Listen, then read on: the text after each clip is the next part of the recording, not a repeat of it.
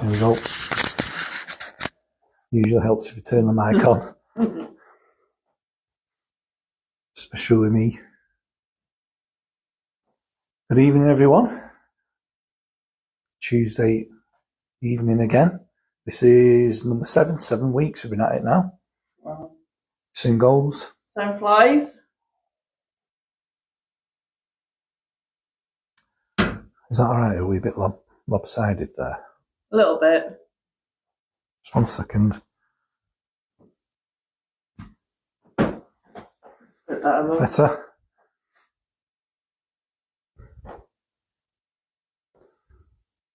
What's happening here? Justine says hello, Sean says hello. Moved it now, haven't I? There we go. Hello. Okay. Yeah, we usually wait a couple of minutes, don't we, and see how many's going to join us. Gives me a chance to finish my tea. Bailey snoozing away if you can hear him in the background. That's just him snoring. The sun came out a minute ago. It was really dark before. And it's gone again now. Blinked. How is everyone this evening? Hope you're all well. Everyone's waiting with bated breath for this one, I think, love. All right. You ready then? Right, let's make a start. Those you've probably gathered from what's written behind me. Tonight we're going to talk about Methecones specifically. The polymers of Methecones. A bit about the silenes and silicones as well that they're made from. I thought it particularly important to talk about how Methecones are manufactured. The dimethicone polymer is particularly the one that we're going to focus on. So you'll see these in all the usual suspects. They're absolutely used everywhere. The applications are like really broad. But yeah, it goes into the soap, shampoos, you name it. Sex toys are made from it. Lubrications, contraceptives. That's more to do with how they're packaged and things like that. These things, believe it or not, are actually added to food and drinks in particular. And they go in there because they're a good anti-foam. So when they're processing food and whatnot, when it's being churned up in the factory, to stop it foaming up, I'll put some of this stuff in. It goes into drinks again as an anti-foam. Fizzy drinks, it stops them frothing everywhere. It's used as a hydraulic fluid. I think that Hal used to use it in their brakes. I'm sure it was a silicone oil. It'll have been one of these. Particular to my past carry-on contact lenses, it is one that I've come across before. Not dimethicone, but different variations on the silicon siloxy group. It was using those because it's got a really good refractive index, and because of the nature of silicon, it's a much larger molecule. The bond lengths are different at the angles, so it's good. It actually lets oxygen through as well. It's used to make bakeware. You've probably all used a silicone rubber spatula or something like that. Medical devices, I'll come back to that. Believe it or not, farming. It goes into a lot of farm sprays and things like that because it forms like a coating on stuff, insects or plants, whatever they want to, and as an anti-foam as well. So this is a different one. Most of the other things we've been talking about are what we call organic molecules. So that's the chemistry of carbon. This one is silicon, kind of similar to carbon in that it forms 4 bonds usually, but with subtle differences. The bond angles. A lot of scientists speculate that we could have a life form, a silicon-based life form, because we're carbon-based, obviously. But the bond angles and everything mean that silicon doesn't form like stable structures like carbon does, like the DNA helix, things like that. So the jury's out on that one. So how's it made? Again, I think this is really important because certainly in my mind, silicon chemistry is what I call dirty chemistry. It's quite a difficult thing to get it to react, so you've got to thump it hard with strong catalysts like acids and a lot of heat. So we'll start silicon oxide, silicate, which is basically sand. So they'll literally get sand, clean it, and then what they do, they mix it with carbon and heat it up just like they do how you extract iron. So you then form, the carbon is more reactive, so it removes the oxygen from the silicon. And that goes up into the atmosphere as carbon dioxide, and you're left with the silicon, pure silicon itself, which they seem to call a metal these days, but I mean, it's technically, but it's like a semi-metal. It's like halfway. So, and we've got the raw silicon, the element silicon. Then they'll react it with these things. These are what they call methylating agents, particularly the chloride is the one they use. It's comparable to this one, which is methyl iodide. We got methyl iodide, methyl chloride. This is a standard methylating agent. It's used right across the board in chemistry, and it's well known as a particularly bad carcinogen. And I have found studies that the chloride is the same. The chloride is not quite as reactive as the iodide, but it still does the same job. It's there to put methyl groups on the silicon. So they use that, and these are the products they get from that. But I will reiterate, I can't, say how much these are nasty, carcinogenic, volatile. They leak out of factories a lot. Flammable, even though they've got halogens on. But yeah, not nice. The reason they give you cancer is because they're a methylating agent. So what they'll do, they'll methylate your chromosomes. So, yeah, that's every time there's a mutation like that, it increases the chances of a malignant one. Yeah, so the main one they're after is this one, the dimethyl dichloro one, because that forms the bulk of the backbone in the final polymer. But they control this number here, N, by adding this one or this one, and this can change the properties of the rubber or the fluid that they're trying to make quite a lot. So they just vary the ratios of these three.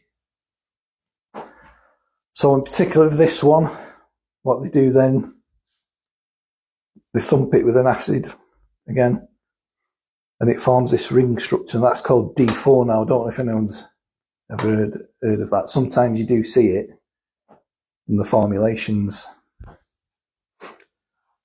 So that again, if they wanted, say, an oil, the dimethicone oil, again, they've got to thump it with an acid. So they take the D4, which is this, hit it with an acid again, and then you get your polymer. So that tends to be what goes into the formulations in the soaps, shampoos, all that, because that's Depending on the length, you can get a liquid. If the length is a lot longer, then you tend to get a solid, which is what they call like a silicone rubber. Interestingly, where are we? One of the uses is in medical devices, which is kind of similar to the contact lenses. You can get prosthetic materials made out of these, but I think it tends to be things like medical tubing, dialysis, all that kind of thing.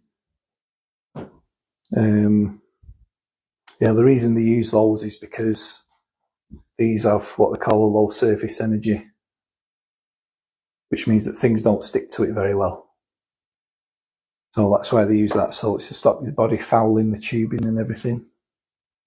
But they know how bad these are. So for the medical application, they use what they call the acetate. So that'll be something like, if it was this one, say.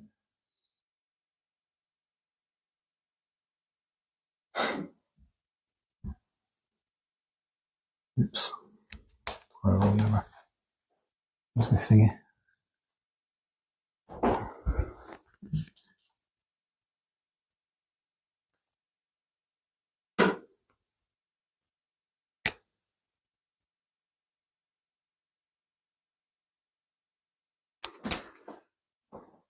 So that's just, it's basically the acetic acid stuck on the end. So I don't know if you've ever noticed, they use that one in, you know, these silicone gunge rubbers that you put around the edge of your bath. What they're designed to react with moisture in the air. I don't know if you've noticed, when you put them out, you can smell vinegar. That's because of this. That's reacting and coming away. This is forming this. And you get acetic acid given out, that's why you can smell vinegar. So yeah, they know how bad they are, so they can't use that in things like that. They've got to use the acetate. So there's a bit of proof about that.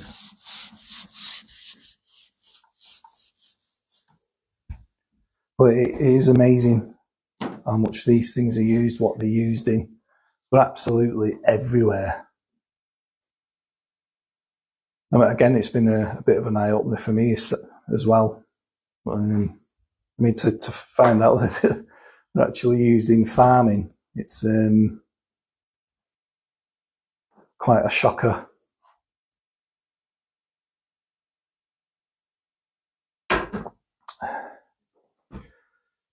Right then, so to get the polymer, as I say, this N is the number of repeating units of this, so that can vary a lot. So from the low molecular weight, which is your oils and things like that, up to like rubbers. So what's the deal with them?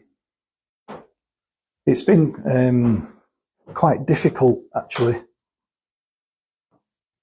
to find any decent studies about this stuff. But I mean, there's a few things we've downloaded here about what they do to the environment, what they do to your body. So I'll just start by reading some of this. Studies into the harmful effects of dimethicone, health impacts, skin and allergic reactions. The study found that dimethicone could cause allergic contact dermatitis in some individuals. Researchers documented cases where patients exhibited symptoms like redness, itching, swelling after using products containing dimethicone. So here we go again. Things that are going on your skin. I mean, I've been more generic with this list just because it's so much bigger. So cosmetics, that's everything. That's your shampoos and soaps as well, like everything, all that. Yeah, all of it. Yeah, it's used in all of it. Acne and pore blockage. These are very good at forming barriers. So, of course, it forms a barrier on your skin as well. The study discussed how occlusive agents like dimethicone could exacerbate acne by trapping sebum and bacteria in the pores. It highlighted the importance of considering individual skin types when using products containing dimethicone. That's from the Journal of Cosmetic Dermatology. Gastrointestinal issues. Again, it's in food. Where are we? It tends to be used in food, again, as an antifoam, but it's also used in things like oils, cooking oils, again, to stop it frothing. There's sort of a few particular companies that we'll mention later that use this stuff. The review evaluated the safety of dimethicone and related compounds in cosmetic and food products. It concluded while dimethicone is generally safe, some individuals may experience mild gastrointestinal discomfort. I mean, there's other studies that I have been reading about this. If it gets inside your body long term, and the kind of things it does, like I say, it's good at forming barriers. It'll actually do the same in your body. Persistence and bioaccumulation. This one for me is particularly important due to its environmental impact, this stuff. The study examined the persistence and bioaccumulation of siloxanes, including dimethicone, in the environment. It found that these compounds are persistent and can bioaccumulate in aquatic organisms, raising concerns about their long-term ecological impacts. Aquatic toxicity. The study explored the effects of siloxanes on aquatic life. It reported dimethicone and other siloxanes could cause adverse effects on fish and invertebrates, impacting their growth and reproduction. Potential endocrine disruption. Here we go again. Are we seeing a pattern here? That's like estrogenic effects, which can affect your reproduction, all kinds of stuff. We have spoke about that before. So this research investigated the endocrine disrupting potential of various siloxanes, including dimethicone. The study suggested that these compounds could interfere with hormone function, and although more research is needed to confirm these effects. So it just says that there's ongoing research needed.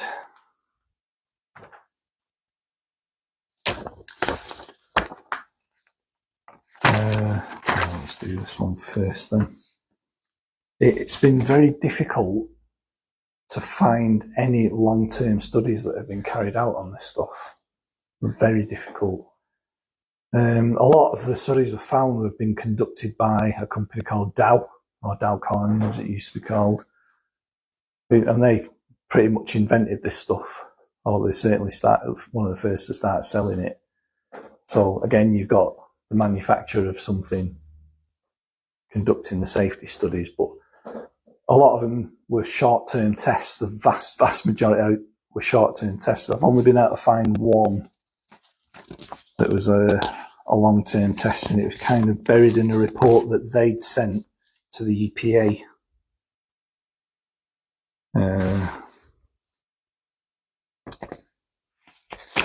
They just rely so much on the fact that people won't read it.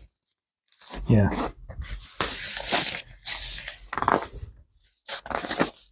Where's the one you want? Oh, it's at the bottom.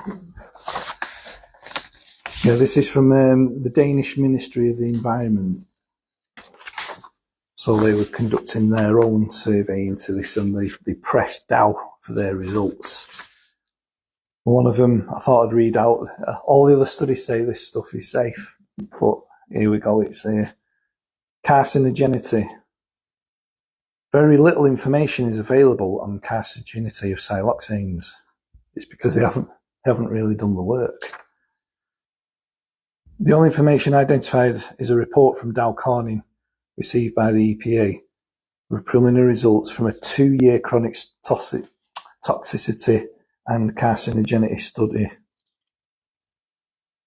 In rats exposed to the vapour, several concentrations for 24 months, the preliminary results show that the female rats in the highest dose group had statistically significant increase in uterine tumours.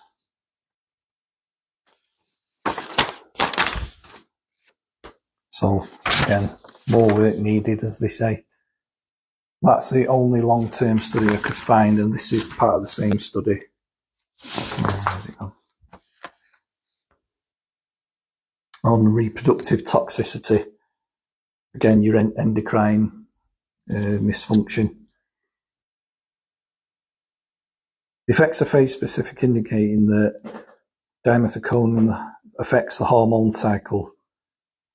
It suggested that this effect on the ovary is indirect and that the mode of action is related to neuroendocrine mechanisms in rodents, which are different from those in humans. Saying that the shorter estrogen cycle means that the effect was more obvious, basically.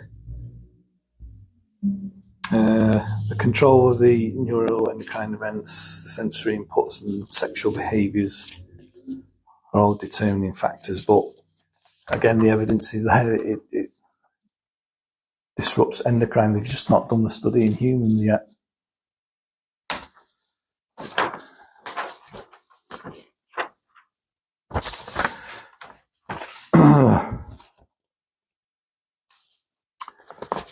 I thought that I'd mention this one,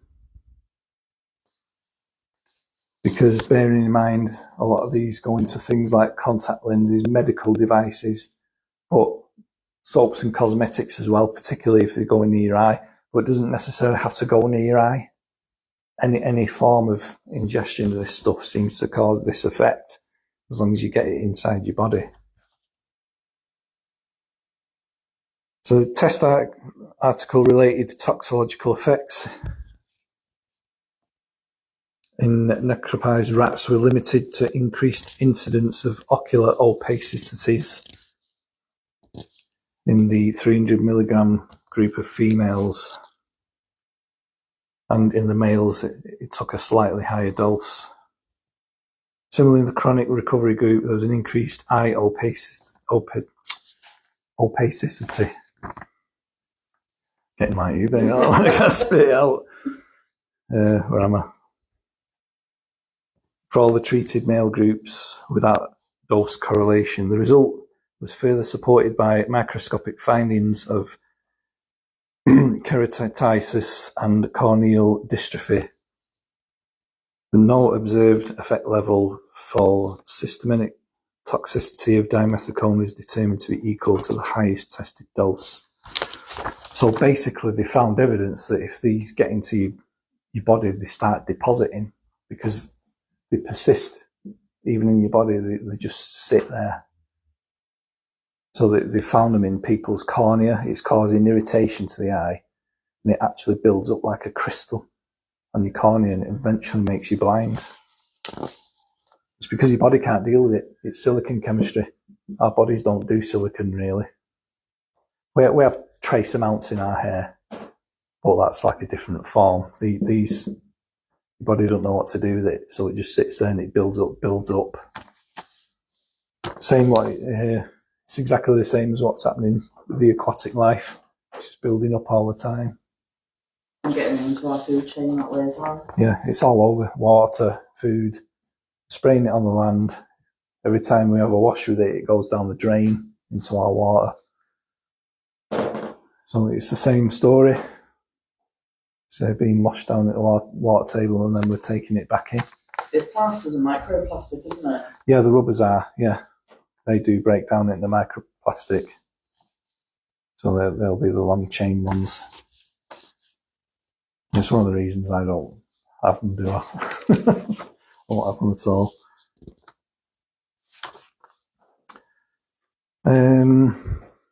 Subchronic oral toxicity.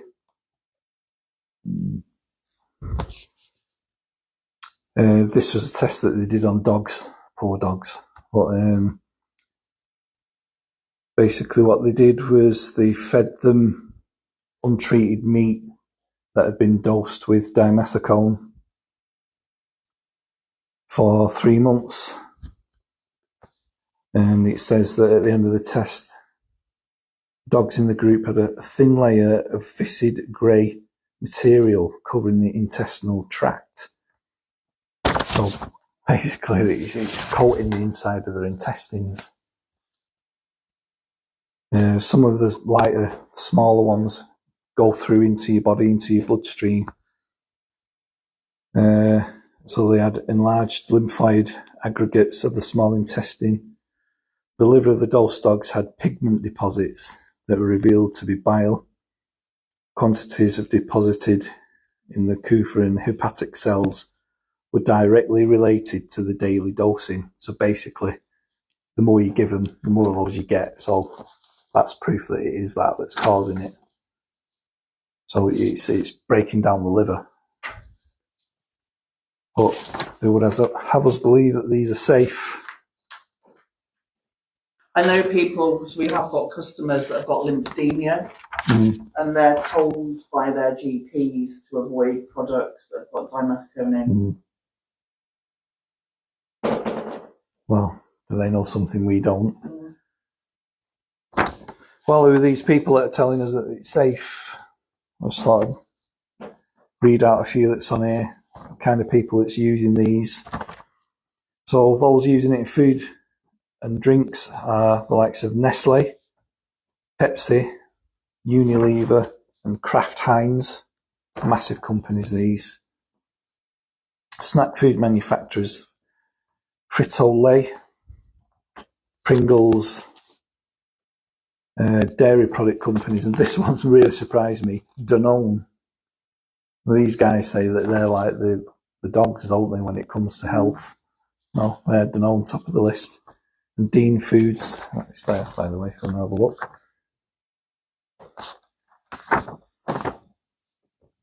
Fast food chains. Well, beverage companies, Coke, obviously, Pepsi. Again, we use as antifoams for that. Fast food, McDonald's, Burger King, no surprises there. Bakery, Hostess, well, that's American, isn't it? And Sara Lee, I think they are as well, aren't they? Instant noodle producers, Nissin and Maruchan, is it? Or Maruchan. They make instant noodles.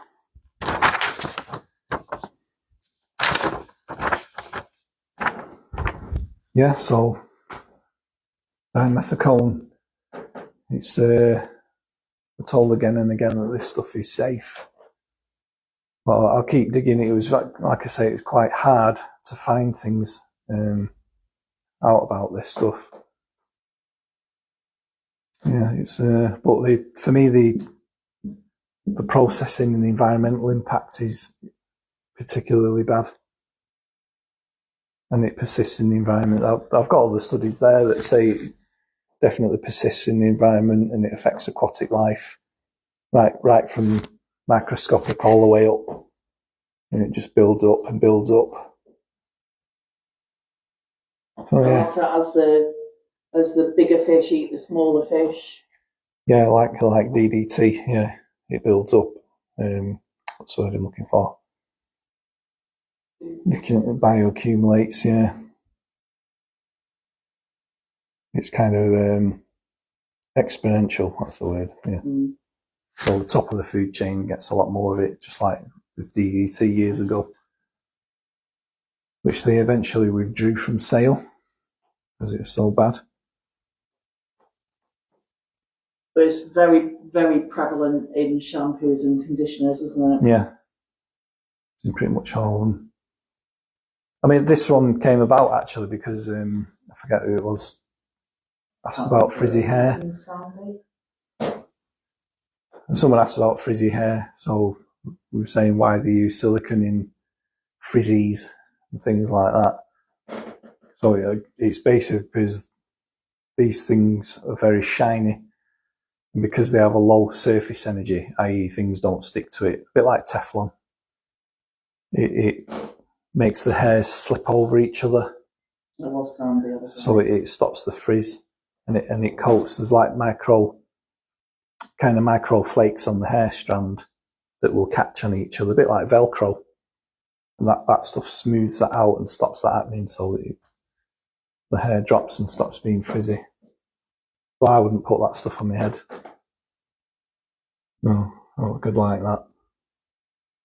And then on top of that, you've got all the other stuff, fragrance oils and parfum and all that, is all the usuals.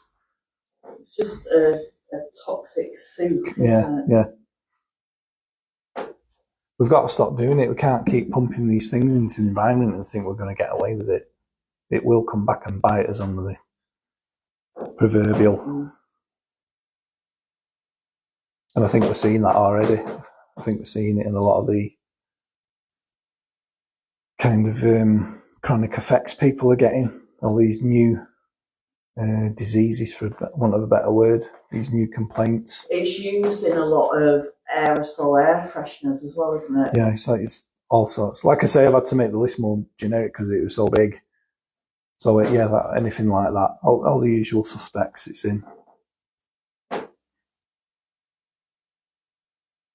Yeah, not nice stuff really. Don't get me wrong, I think they have the place. I think the materials that they can make from these couldn't be made in another way, if you know what I mean, in a lot of very specific applications. But I think that's the only thing they should use them for. Just making tons and tons of it to put in here because it's nice and shiny and stops things foaming is ridiculous. We don't need it. But like I said, medical application is great. If you can use that to keep someone alive on a dialysis machine, fantastic. Let's do it. But you don't need tons and tons of it. It certainly doesn't need to go into cooking oils. No, it's ridiculous. I couldn't believe they were putting it in food and on farms, deliberately spraying it on crops. Unbelievable. Why? It does get you like that. You just think, why? When you think about the increase in the amount of people that have cancer in this day and age, the National Cancer Organisation in the UK say 1 in 2 people. 50%. We've kind of watched it go up over the years. I mean, we were born. Well, I was born in the 70s, and it was kind of right.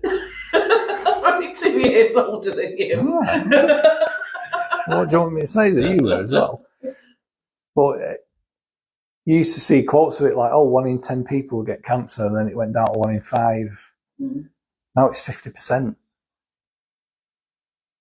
Unbelievable. If you'd have said that to someone back in the 70s, they'd laugh at you. No one gets cancer. No, not that many people get cancer. It's like, again, it's the accumulative effect of it all. It's like, it just seems to me like, I don't know if anyone's watched RoboCop. There's that scene where that guy crashes into the chemical vat. That's what it's like. It's like going for a swim in one of them using these, I think. It's just a cocktail. It certainly makes you wonder whether it's got anything to do with everything that's gone off of my scalp. Wouldn't surprise me. I mean, I began looking for stuff without all this. The thing that got me more interested in it than anything else was the estrogenic effect and all the knock-on that can have. And I searched high and low for natural shampoos and all that, and then we couldn't find any. So that's the reason we decided to make our own. Again, I'll say, this is why we're natural. It's for a reason, not because it's nice. Probably sound like a broken record saying this every time, but it's for an absolutely serious reason. We don't want this stuff Lisa in our products. She can remember the ad saying 1 in 6 Yeah. Sharon says, when my family received genetic cancer screening in the late 90s, we were told 1 in 4 would get cancer. I remember the 1 in 4, yeah. 1 in 2. 20 years ago, so Sharon, I used to have to sell critical illness insurance as part of my job. It was 1 in 4 would get cancer. Now it's 1 in 2. Certainly makes you wonder why. Yeah. Well, something's causing it. You know, how many times have I studied and read out carcinogenic, endocrine disruptor, which can lead to the same thing. All the estrogenics. And every time we use these, we're putting it in our drinking water, we're putting it in our food.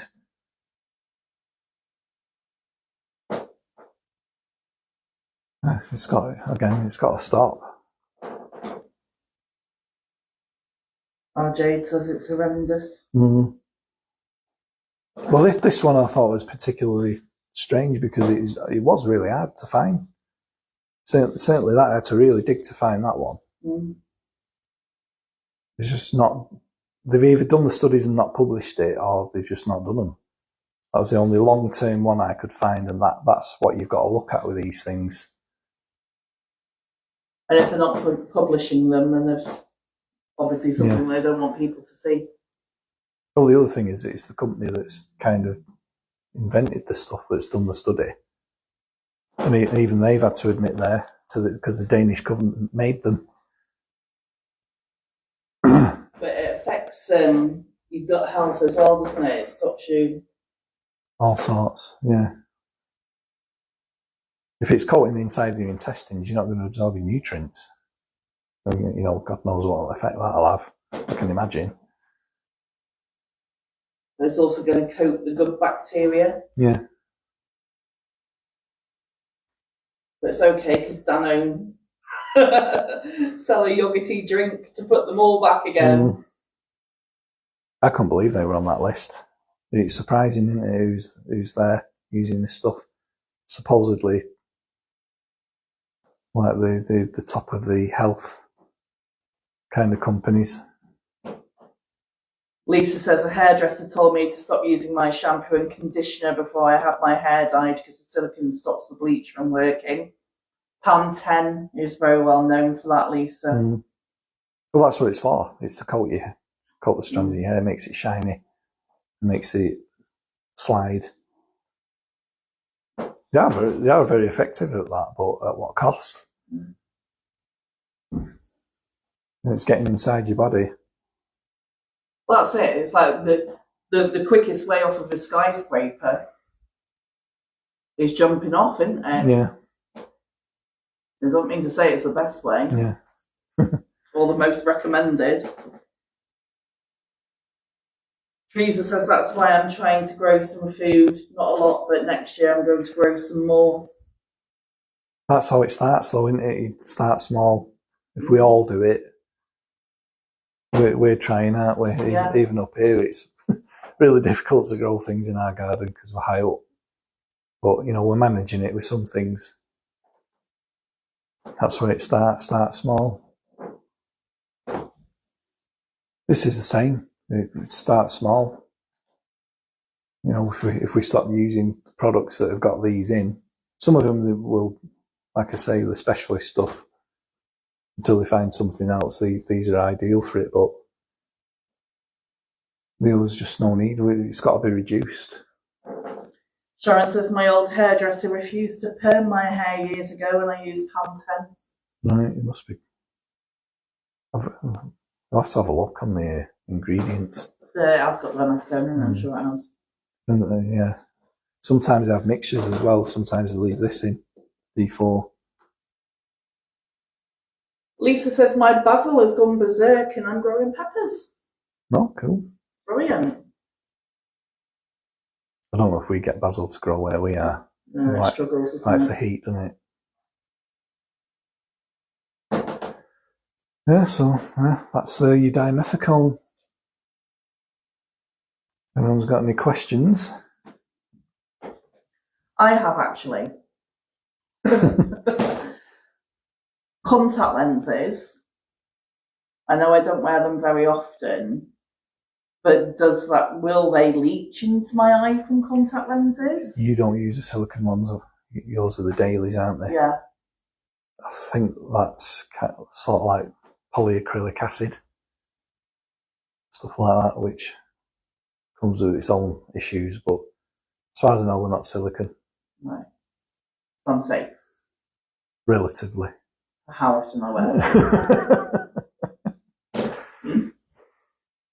It depends, again, like, they remove, it's the impurities as well, like if there's any of this left, if there's any of that left in it. Usually there is about 1% left in the polymer of this, and that has been shown to, as a general rule of thumb, the toxic effects increase as this number decreases. So the more light and volatile they are, in general, the worse they are. Because the polymer it's very hard for it to do anything because it's just so big. But you do get the microplastics from those. But they do purify them. I think they strip it under vacuum. So that these are quite volatile, so that the vacuum will take those away. But they do get left behind, like I say, 1%-ish, this one. But look at the steps. 1, 2, 3, at least 4 steps to get to that. And it's a lot of energy and a lot of waste and a lot of acid. Nasty steps. I mean, there has been leaks of these things, and they do tend to leak because they're very volatile.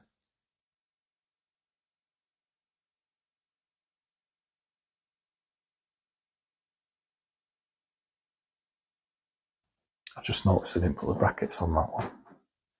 I'm sure people will let you flow. So Sharon's monthly contact lenses will be the same as mine, won't they? Don't know. Beautiful.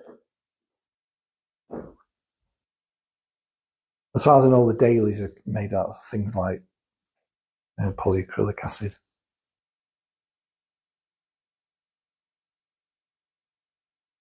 Because the acid part of it loves water.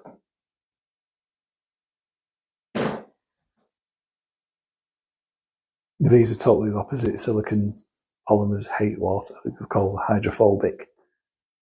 Well, that's part of how they work. But I say this one's used because it's got a really good refractive index, and it lets oxygen through to a certain extent. It's obviously very important with contact lenses. Again, with the dailies, they're good in that respect because of all the water they hold, and the water will dissolve and diffuse through. The oxygen will dissolve and diffuse through the water that's there.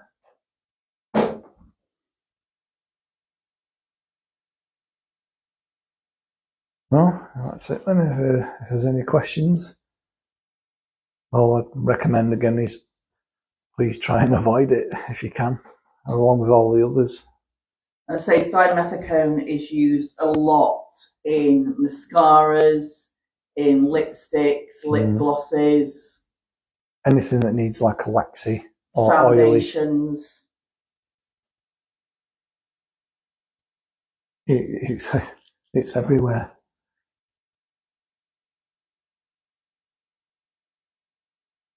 But we can still vote with our pocket, can't we? Mm-hmm.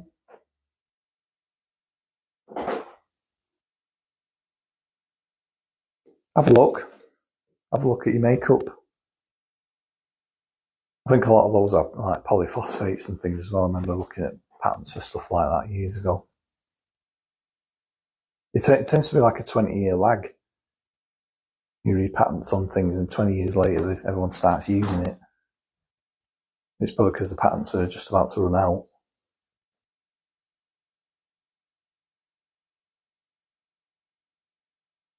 Any questions from anyone? Lisa was just asking if dailies are okay then. Yeah. All I'd say is relatively, yeah. I've never worked on things like that. I've done contact lens stuff, but it was more the interoculars, what they call it, the daily stuff. You've got to make thousands and thousands of them to make any kind of money on them.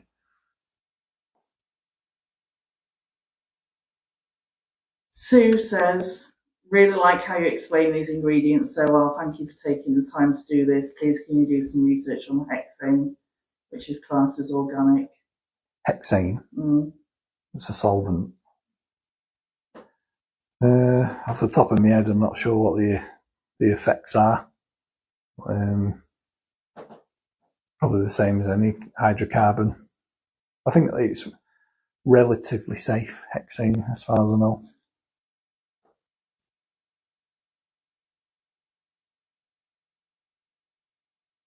Lisa says, I think I'll stick with my glasses. As I only put my contact lenses in now for going out, really, don't I? Yeah.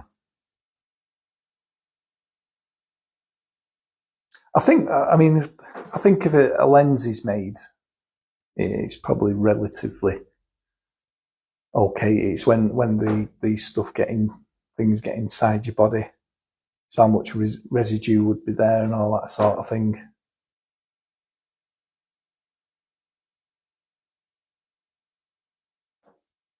One of the main ones they use is something called tris.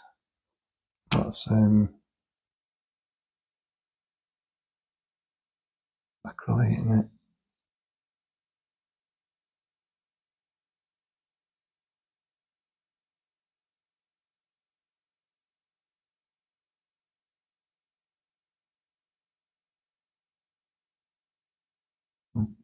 Oxygens, forgetting. It's years since I've drawn these things out.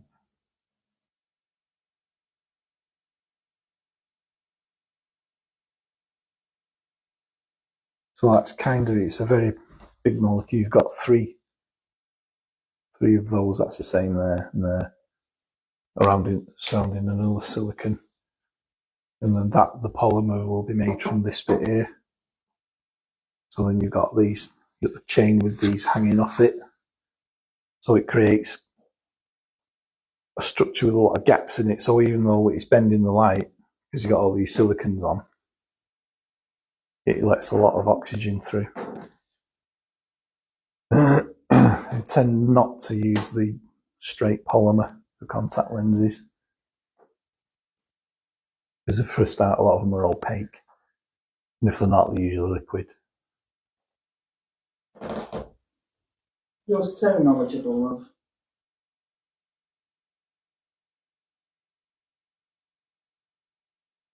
Well, there's loads of variations on that.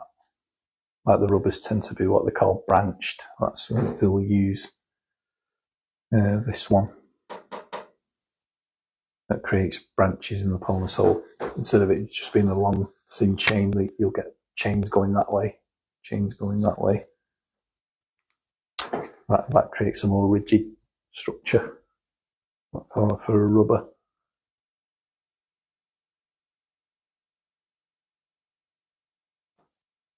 Well, if there's no more questions, I think everybody's just, like Joanne says, stunned silence. Yet again. It was a bit of a funny one, this one, wasn't it? But in general, life on this planet isn't really set up to use silicon. The only things that use a decent amount of it are grasses. Bamboo is probably the best example. It's got a reasonably thick coating of silicon on the outside to keep it waterproof. We have tiny bits in our hair, but it's a much different form to this. Lisa Wells says we need a book to refer to. I could write a book on all this. No, perhaps we should. Should we write a book, Bailey? I don't know, would people be interested in reading that? To condense all of this into one book. I think they would be. Something to think about, perhaps. I'll have a think about what to talk about next week. The list goes on.